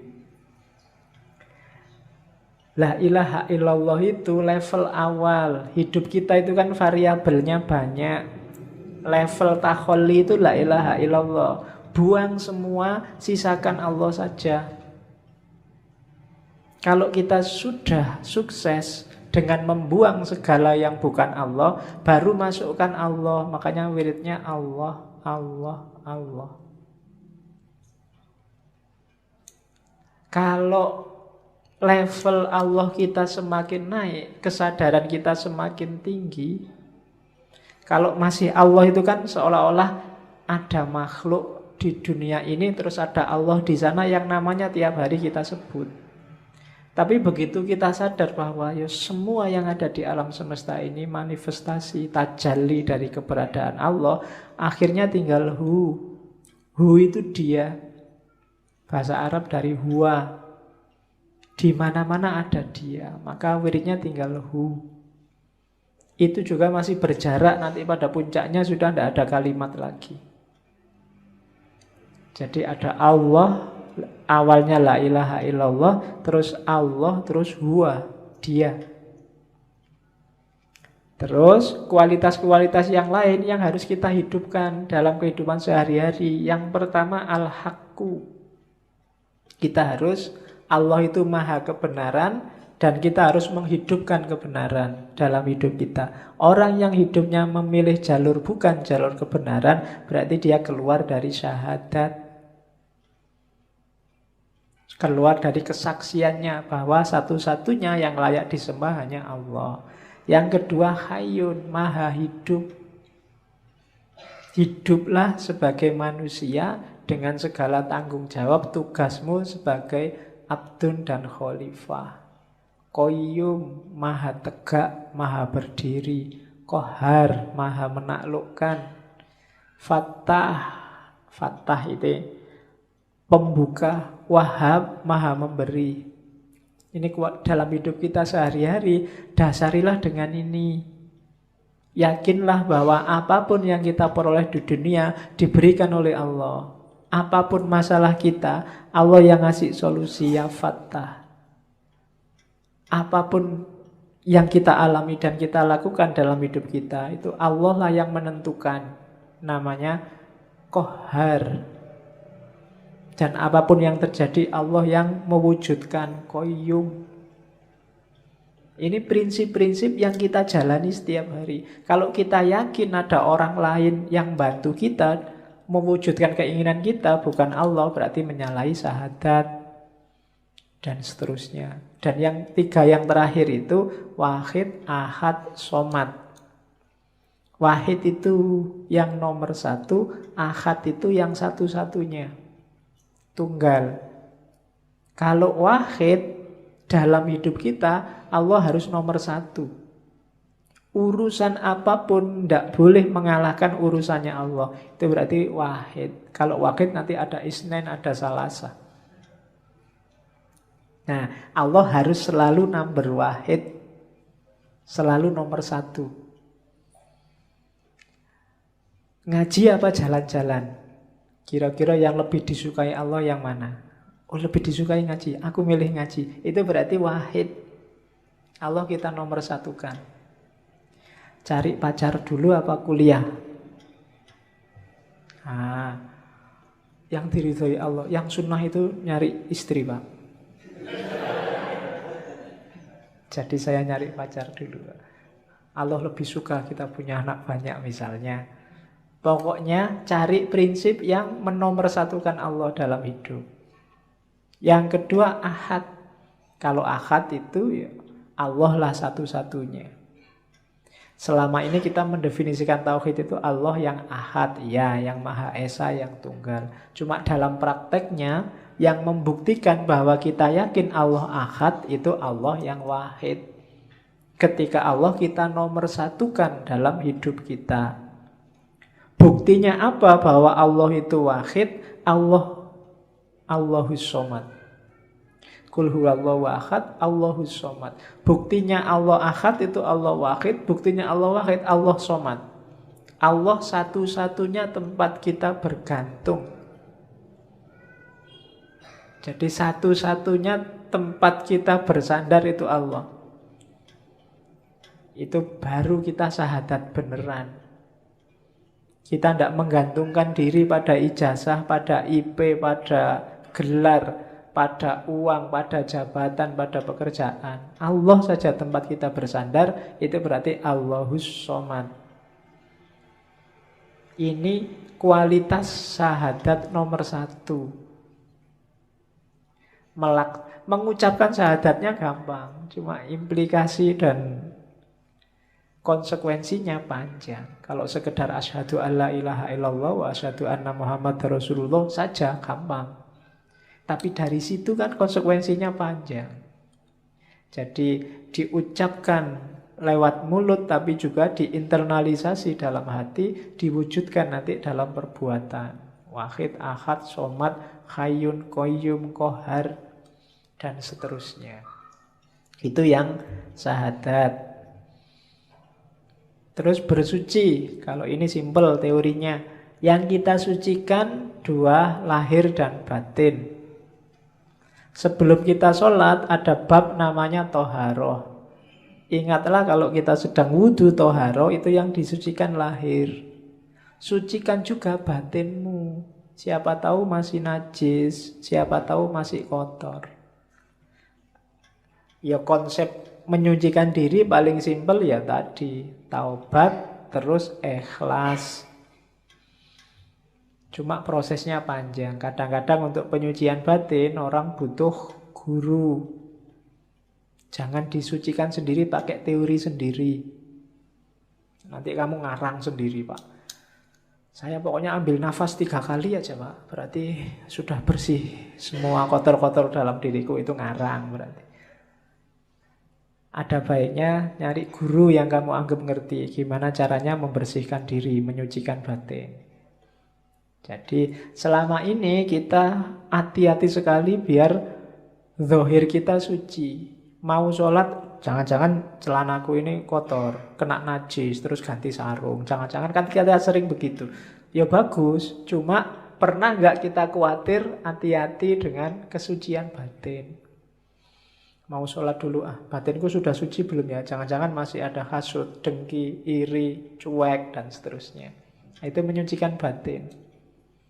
Jadi jalannya 2, taubat sama ikhlas. Makanya sholat itu ya diancang-ancang sebentar lah, jangan ujuk-ujuk. Apalagi jamaah, imamnya sudah mau rukuk, datangnya telat, ujuk-ujuk langsung sholat. Ya ambil nafas sebentar, konsentrasi, bersihkan. Kalau lahir kan sudah, bersihkan batinnya. Sadari bahwa ini sedang berhadapan dengan Allah loh. Ya tidak usah tegang. Tapi juga kalau bahasa agama itu kan sholat itu rumusnya 2. Khudu' sama khusyuk. Khudu' itu aktivitas fisiknya, khusyuk itu aktivitas batinnya. Jadi khudu' itu tunjukkanlah bahwa ini sedang sholat, sedang berhadapan dengan Allah. Jangan bikin gerakan aneh-aneh, jangan mengucapkan yang aneh-aneh. Itu yang oleh para ahli fikih dirumuskan macam-macam. Ada yang tidak boleh gerak 3 kali, tidak boleh macam-macam itu sudah. Itu dari para ahli fikih. Intinya apa? Fisiknya harus khudu', tunduk. Menunjukkan sedang berhadapan dengan Allah. Ya mungkin logikanya kalau sudah gerak 3 kali, berarti sudah nggak konsen sudah. Cuma ya nggak harus diartikan letter luck, nanti bingung. Kadang-kadang digigit nyamuk tek, terus kamu pun 1, 2, 3. Wih sudah 3. Bingung kamu ini. Ini saya balik ke sini 4, gagal sholatnya.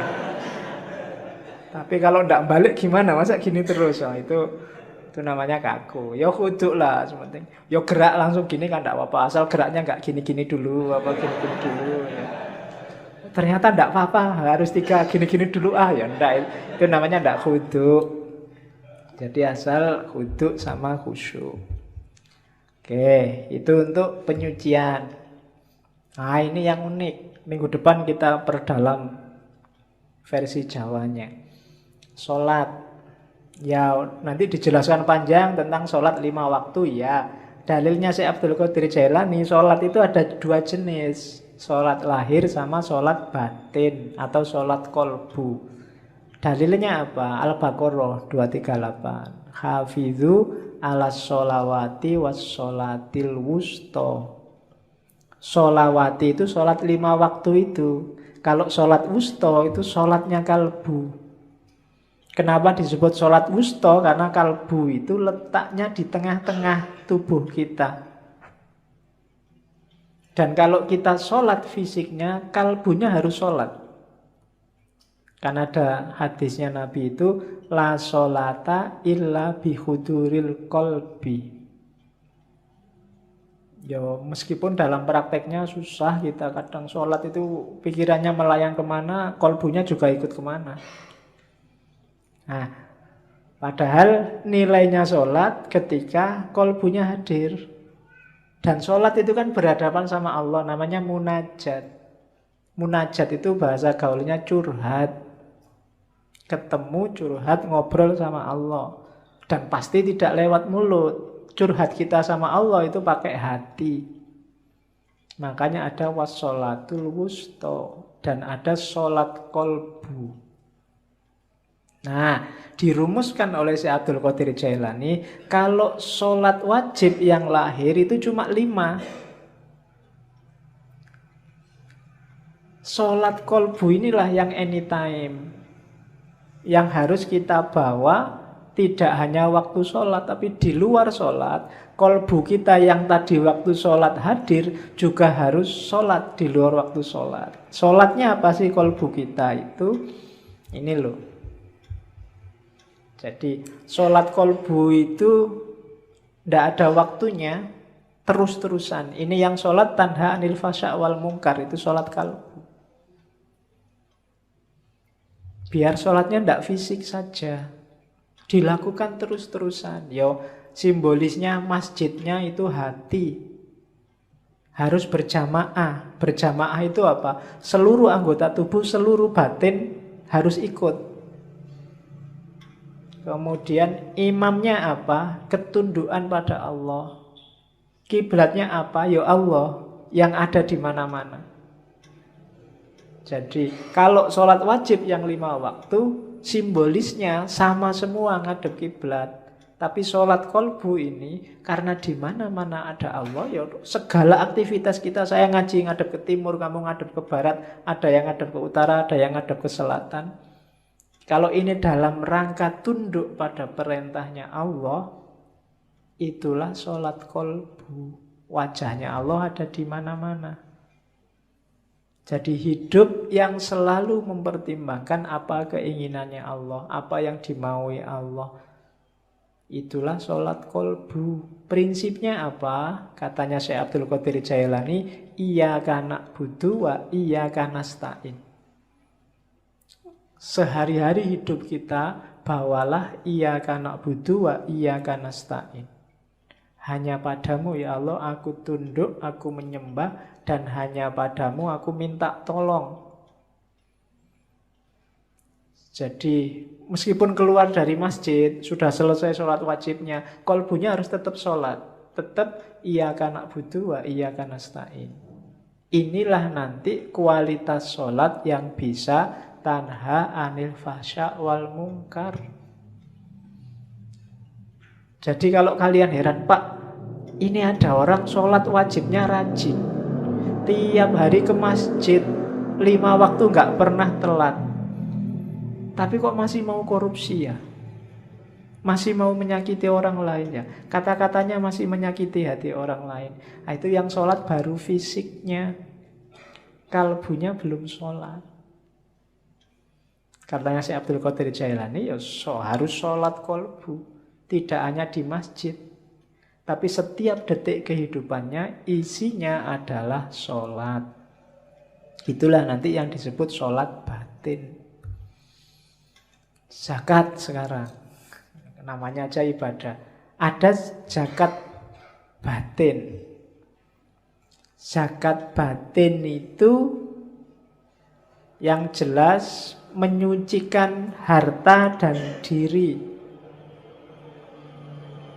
Jadi zakat itu kalau istilah di kitab itu sedekah yang indah. Diingat-ingat kalau zakat jangan mikir balasan. Kalau sedekah jangan mikir balasan. Yang jelas mikir balasan itu menunjukkan tidak ikhlas. Saya sedekah sekian, tenang aja, nanti kembalinya. Itu berarti mikir balasan. Itu namanya sedang dagang sama Allah. Mana uangnya? Semua sini. Kita sedekahkan. Tunggu aja, besok akan kembali berkali-kali lipat. Nah, itu mikir kembalian. Apalagi kembalian yang lebih banyak daripada yang dibayarkan. Itu namanya dagang. Jadi rumus pertama orang zakat, jangan mikir kembalian. Terus rumus kedua apa? Zakat ini satu, termasuk sodako, satu jalan untuk menaklukkan ego. Orang itu biasanya sama miliknya itu melekat. Duekku, milikku. Jangan sentuh milikku, hati-hati tak sikat kamu. Nah, itu kan orang biasanya gitu egoisnya. Motorku, habis dipinjam temenmu terus enak aja minjem, bannya gembos, bensin gak diganti. Itu kan ciri manusia kan gitu. Melekat sama kepemilikannya. Perintah zakat, perintah sodako itu latihan membunuh egomu. Yang tadi melekat sama dunia itu loh. Latihan dipisah, itu antara lain lewat zakat. Dan jangan dikira kamu zakat, kamu sodakoh itu nolong orang. Berapa kekuatanmu untuk bisa nolong orang? Kalau Allah mau, orang itu bisa dibikin kaya semua. Enggak. Kalau Allah mau nolong, dan Allah pasti bisa nolong, orang miskin sudah ditolong semua. Itu urusannya bukan kamu yang nolong, itu ujian dari Allah. Melatih egomu menunjukkan keikhlasanmu. Jangan dikira, wah setelah dia miskin sekarang tak tolong baru dia kaya. Nggak, bukan kamu yang bikin dia kaya. Jadi kalau Allah mau semua kebutuhan orang fakir miskin akan terpenuhi. Maka kalau berzakat jangan niat bantu. Jangan salah, kamu membantu orang karena kasihan, itu juga termasuk ada kesombongan di situ. Emangnya Allah tidak bisa nolong dia? Pasti bisa. Maka kalau kamu zakat, niatilah lillahi ta'ala. Karena Allah merintah saya zakat. Kenapa? Aku itu cuma hambanya Allah kok. Kalau aku punya sesuatu, itu berarti titipan dari majikanku. Siapa? Allah. Hamba itu kan tidak punya apa-apa. Dia miliknya majikannya. Maka semua yang dimiliki hamba itu hakikatnya titipan dari Allah. Tidak layak kita merasa itu hak milik. Dan seorang mukmin sejati tidak pernah mikir selain Allah. Maka apapun yang terjadi dengan dunianya, termasuk berkurangnya hartanya, bagi dia sama sekali nggak masalah. Tidak menggelisahkan. Meskipun bolak-balik di rumahnya ada orang minta-minta, semuanya dikasih seikhlasnya dia. Kan kita sering kan ada orang minta, orang ngemis lah, ada orang di rumah, orang ngamen lah, yang sering bikin kita sebel itu kan. Dari pesantren mana datang, kita wawancarai sampai setengah jam, ngasihnya cuma 5.000. Ini pesantren mana, buktinya mana, suratnya dari Pak RT mana suratnya itu. Nanti akhirnya, wah saya tidak percaya nih mas, ini untuk ongkos saja 2.000. Sering kan kita gitu, pelitnya kita. Oke, ya seandainya ditipu emangnya urusan kita. Kasih aja kalau ada loh ya, kecuali kalau sama-sama tidak punyanya. Mohon maaf ya mas, bukannya nggak mau ngasih, saya juga tidak punya. Tidak apa-apa. Nanti yang ngasih malah yang nyari sumbangan. Kalau gitu tak sangoni mas itu. Oke. Nah itu mental dermawan. Puasa. Kalau puasa sama. Puasa lahir, puasa batin. Puasa batin itu kemampuan kita mengendalikan sendiri full time. Kalau puasa lahir kan yang wajib 1 bulan Ramadan. Tapi puasa batin kemampuan kita untuk tidak tergoda, terkendali, menghadapi dunia. Satu-satunya orientasi kita hanya Allah. Pingin sih ini, tapi kalau ini Allah tidak suka. Tidak aku Allah saja. Pingin sih itu, tapi kalau kayak gitu Allah tidak suka. Tidak Allah saja. Itulah puasa batin. Kalau puasa batin, anytime. Kayak sholat tadi. Kalau yang lahir sih cuma yang wajib 1 bulan Ramadan. Puasa batin katanya Syekh Abdul Qadir Jailani ya bisa batal juga. Batalnya apa? Kalau kita tergoda oleh dunia berarti saat itu kita batal. Kalau batal gimana? Ya dimulai lagi dari awal. Jadi itulah puasa lahir dan puasa batin. Terus haji. Ini haji saya nggak sempat nerjemah, tak potong aslinya. Kalau haji syariat kita sudah tahu ada manasiknya. Kalau haji hakikat gimana? Fazadahu wa rokhilatahu awalan al-mailu ila sohibit talqin wa akhadahu minhu. Ini maksudnya apa? Untuk haji rohani, haji itu kan perjalanan suci. Perjalanan suci kalau rohani namanya suluk. Adanya di mana? Tasawuf. Jadi haji rohani itu ya para sufi yang melakukan riyadhah. Yang pertama apa? Carilah guru yang ngerti untuk belajar. Setelah itu apa? Summa mulazamata dzikri bil lisan. Setelah itu amalkan dengan lesanmu. Setelah itu wa mulahadzatu maknahu. Perhatikan maknanya hatta tahsila hayatal qalbi lahu. Zikir dengan lesan, perhatikan maknanya. Karena zikir ini bisa menghidupkan kolbu. Kalau kolbu sudah hidup dengan zikir lesan, summa yastahilu bi dzikril batin. Batinmu akan zikir juga. Hatta yusaffihi mulazamata asma'is sifat. Sampai kemudian batinmu yang tiap hari zikir itu menemukan nama-nama, menemukan tajallinya Tuhan. Fatadhura ka'batas sir. Sehingga tampaklah Ka'bahnya yang hakiki, Ka'bah tasir, Ka'bah rahasia. Ka'bah rahasia itu apa? Batinmu, hatimu. Bi anwaris sifat. Dengan cahaya sifat-sifat Allah. Dan itu ada ayatnya. Allah itu kan ketika nyuruh Ibrahim sama Ismail untuk bangun Ka'bah kan pertama-tama disuruh mensucikan batin. Wa ahidna ila Ibrahima wa Ismaila antohiro baitiya litta'ifina. Jadi bukan bangun tapi menyucikan.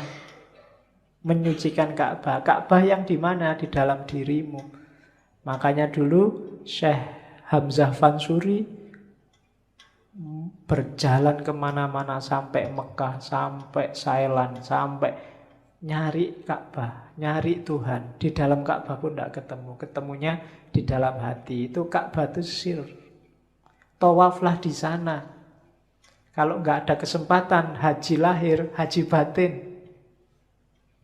Syukur-syukur bisa dua-duanya lahir dan batin. Nah itu kalau haji. Kalau zikir, ini ibadah semua. Kalau zikir enggak saya baca ya, langsung ringkas. Ada zikir lisan, ada zikir nafas, ada zikir qalb, ada zikir ruh, ada zikir sir, ada zikir khafi, ada zikir ahfal khafi. Itu dari luar semakin ke dalam, semakin ke dalam. Saya jelaskan agak cepat, nanti dengarkan rekamannya lagi. Yang pertama zikir lesan, gampang. Mulutmu menyebut asmanya itu zikir lesan. Tujuannya apa zikir lesan? Mengingatkan hati. Yudzakirul qalb, biar gak lupa sama Allah, dibantu oleh lesannya. Karena hati ini sering bolak-balik.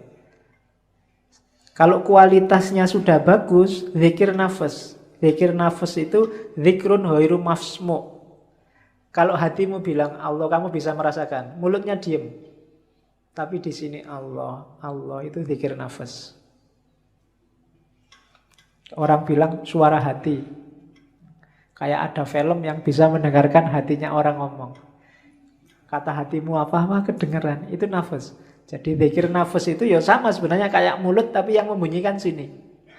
Kayak perasaanmu ngomong Allah, Allah itu zikir nafas. Naik level lebih dalam zikir qalb. Zikir qalb itu tidak lagi cuma ngomong Allah, Allah. Tapi hatinya mulai mengamati hakikat Allah. Kebesarannya sama keindahannya. Itu zikir qalb. Semakin fokus, semakin konsentrasi pada Allah. Tidak hanya mengucapkan Allah. Itu zikir qalb. Yang keempat zikir ruh. Zikir ruh itu musyahadatu anwari tajalliyatis sifat. Zikir ruh itu ketika orang melihat apapun Yang terlihat hanya Allah. Itu rohmu berarti zikir terus. Kamu lihat pohon, Allah yang terlihat. Lihat makhluknya apapun, Allah yang terlihat. Itu zikir roh. Berarti kemana-mana rohmu berzikir. Karena selalu di mana-mana kamu lihat Allah. Kamu selalu ingat Allah. Itu namanya zikir roh. Semakin dalam ada zikrus sir. Itu semakin, kalau tadi apa-apa yang dilihat hanya Allah, kalau ini sudah fokus ke Allah saja, akhirnya memahami rahasia di balik apa-apa tadi. Tidak lagi fokus di apa-apanya. Tidak lagi fokus di tumbuhannya, di hewannya, di manusianya. Tapi rahasia di balik ciptaan itu, di situ ada Allah. Itu namanya zikir sir. Sudah mulai fokus ke Allah saja. Semakin dalam namanya zikir khafi. Kalau zikir khafi ini bukan lagi tajallinya Allah yang jadi fokus. Kalau tadi kan yang roh itu yang dilihat tajallinya Allah, terus masuk ke sir, rahasia dari tajallinya Allah itu yang difokusi. Kalau sudah khafi, Allah saja. Hakikatnya itu Allah itu apa? Makanya ada istilah fi maq'adi sidqin. Tempat duduk yang benar. Maksudnya posisi dan hakikat Allah itu apa? Itu zikrul khafi. Sudah tidak ada apa-apa lagi. Yang dipahami, difokusi cuma hakikat Allah. Baru yang terakhir zikru ahfal khafi. Khafi itu samar. Samar yang paling samar.